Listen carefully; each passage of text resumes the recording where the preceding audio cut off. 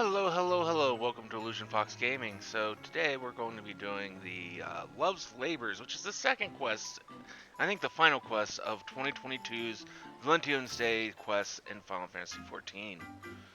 Has Matter of the Heart on his mind. There you are, not a moment too soon. Your unwavering devotion to the ways of ardor and affection, love and romance, courtship and intimacy is both commendable and deeply appreciated. So the task of which I spoke involves a woman by the name of Alois, who just posted a parcel with no small amount of urgency. However, she then returned begging us to call off the delivery. A highly unusual request, and her eyes twin pools of sorrow, Kupo.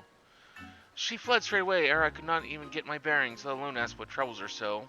Will you help me seek her out?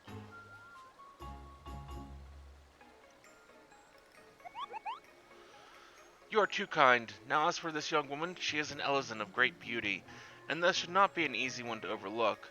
Last I saw of her, she had just made a sharp left at the fork of the road, unless my eyes deceive me. To the left, you say, that way lies the Great Loam Growery. If I'm not mistaken, I will accompany you there.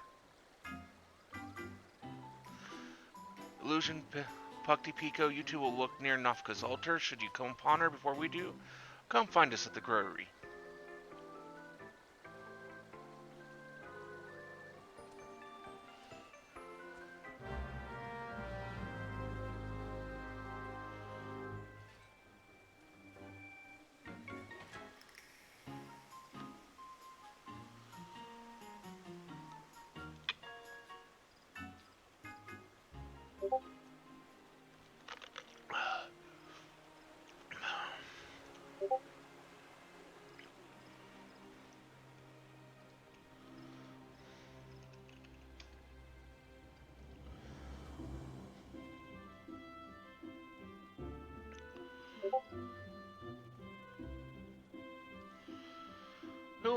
Who, me? Yes, I am Alois. Why do you ask?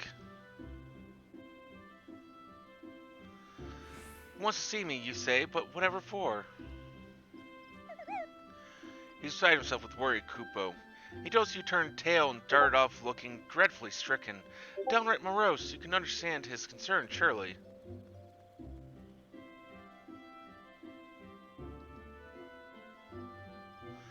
I see. I owe him an apology for worrying him as I have. And an explanation for my frantic flight as well. Cook was still at Mikoto's amphitheater, correct? I'll go to him at once. Actually, never mind. She's already gone. I suppose I should go and fetch him then, shall I? Meet us at the amphitheater, and do hurry. We wouldn't want her dashing off again.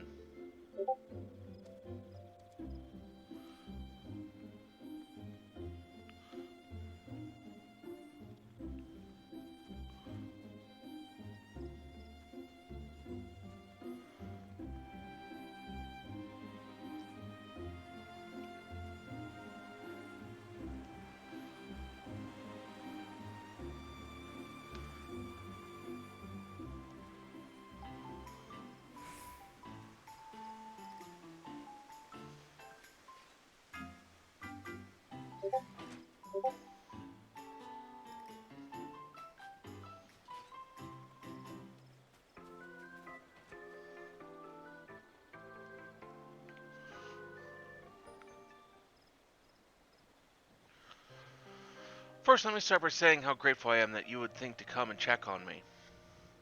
The truth of the matter is, I received an offer of marriage I meant to accept, which is why I came to you initially, Kupka, to see that my reply would be delivered safely. However, as writing to tell him yes, I found myself hesitating more than I thought to have been. I began to wonder if I was making a terrible decision, not only for me, but for him as well. The man who seeks my hand is of Ishgard nobility and goes by this name Azulmil. At the moment he is quite ill and is seeking treatment here in Gridania. Do not misunderstand me. I was overjoyed to hear of his devotion. A life spent with him would be a wonderful thing. But I'm no noble. I'm of the most common stock. No more special than a weed underfoot. I wasn't raised with the aristocratic manners a future wife of his requires. Who am I to marry into nobility? I must destroy my previous missive and pan a new letter, one telling him I can't go through with it. But that one I'll hand deliver. I won't have an emissary of love delivering such ill tidings.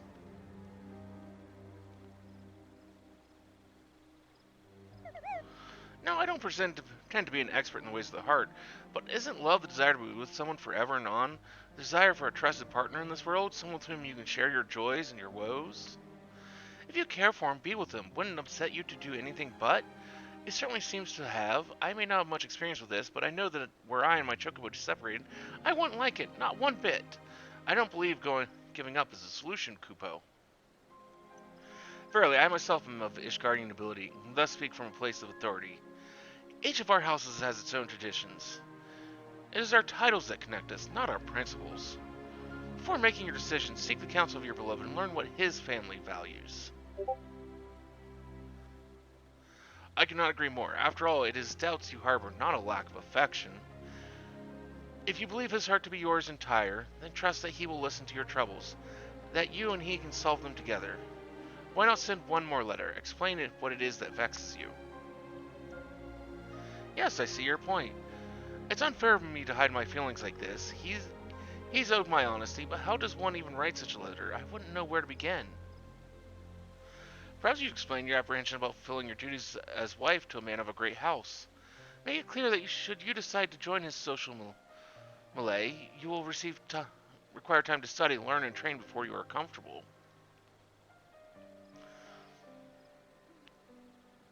A word of warning, though, to compromise the very woman you are in order to bend to the rigors of nobility may leave you jaded, haggard, and altogether infuriated. Thus, I suggest you first inquire as to whether his family is capable of accepting you as you are. Why not simply write down all your worries? I don't fancy myself a poet of passions or what have you. There's nothing said for getting everything out in the open. All these have a great deal of merit, and each should be given due consideration. What say you? Which of these notions has struck a chord with you?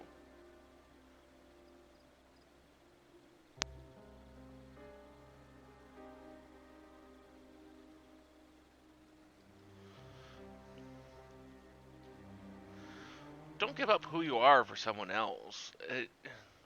Being with someone else shouldn't be a giving up of yourself or them giving up themselves. It's about merging your two personalities and working together, and through those differences, understand that you're different people and enjoying those differences. Thank you for your insight. I believe I know what I must do now. Then let us fetch your parchment, quill, and ink. Fortunate that you have us, you know, for we emissaries are never far from instruments of the post. Well, I shall even provide you with Valentine's Day themed stationery. Not that I'm a very good one to be speaking about relationships. I haven't been in one in a couple of years.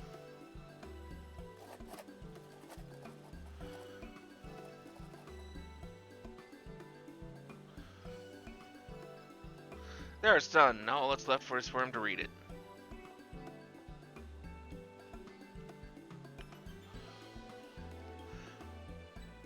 My darling is likely in the gentry's ward. I know he enjoys sitting in solitude on a bench not far from the gates. He'll be there, like as not. And that's where we shall try first.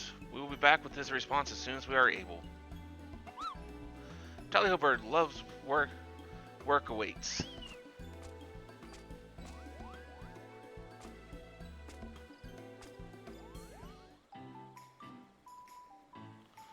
Oh dear, I'm so fidgety. I just can't sit still for nerves. No, I can't take this long. I refuse to stand idly by while my future is decided without me. That does it. I'm going to the church sword this instant. So in other words, she's like, nope, I can't wait. I gotta go. Unless you can't, and she's gone. Our duty as emissaries of love and affection demand we see that Lovelorn lasts through this trying time. I shall meet you at the gates of the gentry's ward.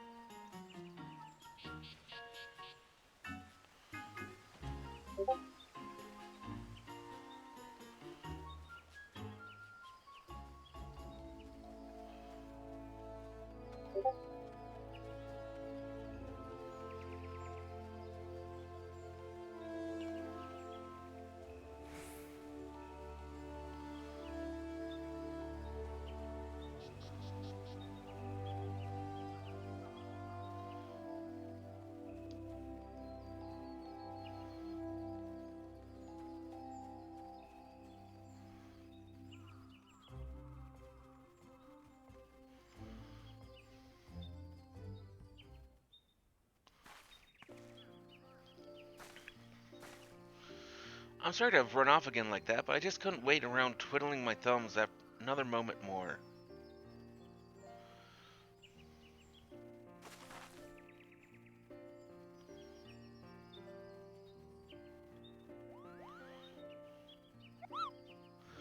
We have for you a letter from one Miss Alois herself, Kupo. A message for my love? Thank you kindly, Postmuggles.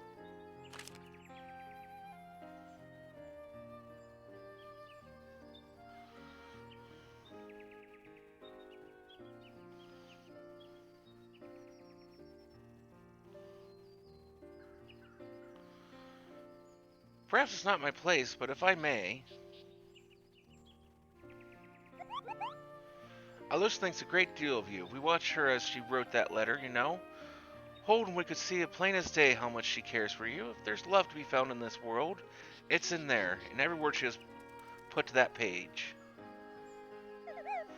The heart and its intricacies aren't my forte, I admit, but if even half as much affection for her as she has for you, then what you two share is something wondrous. I only hope you can both weather whatever troubles comes your way. The heart isn't my forte, indeed. For one who claims such a thing, you show remarkable I'm not sure what that word is. Perspicacity in the matter? You are quite changed from the Moogle I once knew. Color me impressed. You are good to concern yourselves over me and Alois's affairs. Your kindness does you a good deal of credit.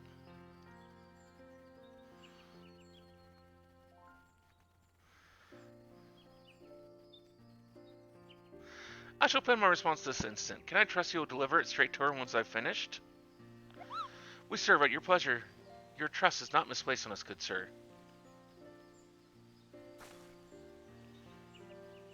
The hag's going to reply. We should return to the amphitheater at once. I don't want to be here when he's sent our postman friends all the way back there.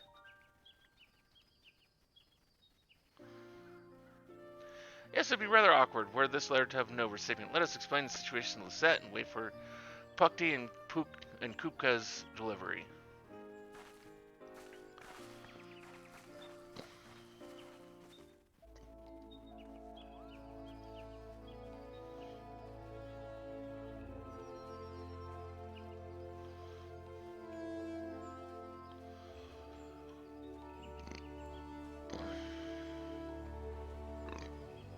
Excuse me.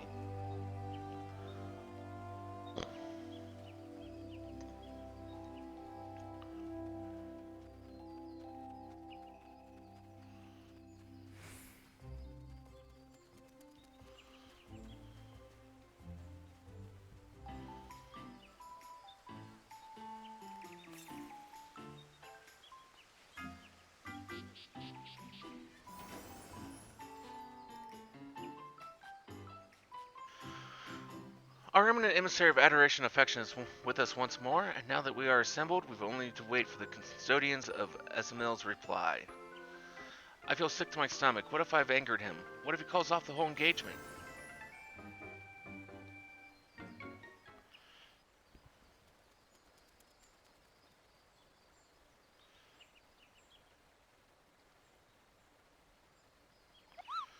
We have returned, and with your beloved's painstakingly penned post and paw.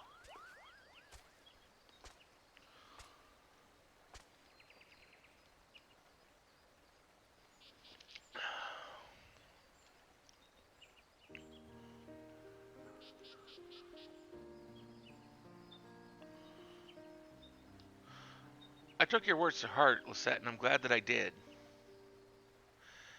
He writes me to say that he adores me for the woman I am and that he would never push me to be anything less.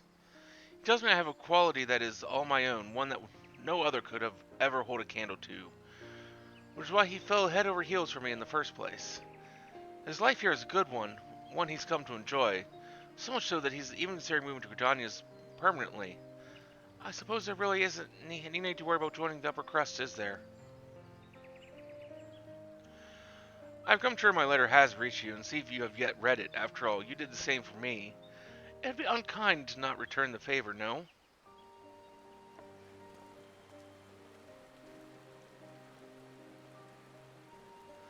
Oh gods, how embarrassing. You caught me spying on you, didn't you? Yeah, You're embarrassed for what, pray? I found it endearing, my darling. Ah, these companions of yours, did they assist you in your writing to me then? We are in your debt.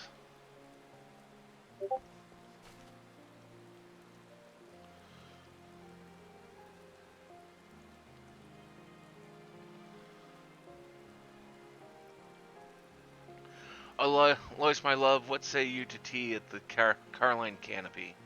There we can discuss our future. A conversation which is long overdue, I should think. Thank you, my friends. Where would I be without your help? And I promise yours will be the first invitation we post once we've settled on a day.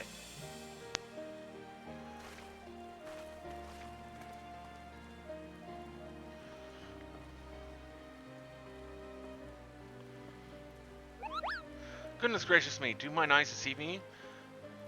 Puck Pico, your palm.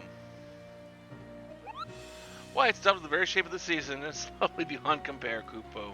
And it is much of a muchness with mine, or so I flatter myself to think.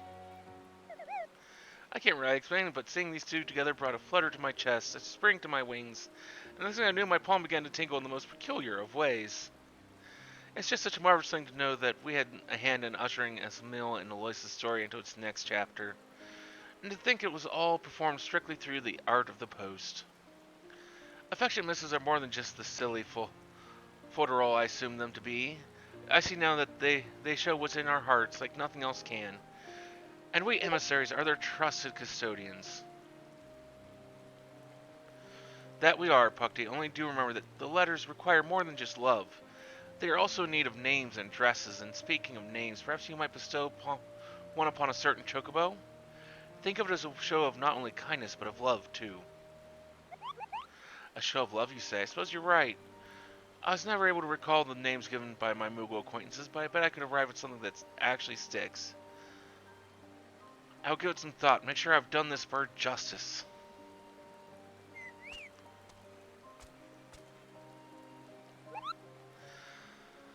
My once foolish fledgling has wings of her own at last. How proud I am to see you soar. You are a credit to the emissaries of ardor and affection. With your heart-shaped palm, it is my sincere honor to have you among our ranks, and I pray that you will continue this most revered work. I would love nothing more, Kupo. I almost want to say that the couple involved with this quest will be the part of the next year's quest. What joy to be blessed with so many couriers, and in the season of sublimity, no less. 'Tis heartening indeed to watch our numbers grow and grow, for with so many we can ensure that ardor and affection accompany all the fair creatures of this realm, wherever their journeys take them.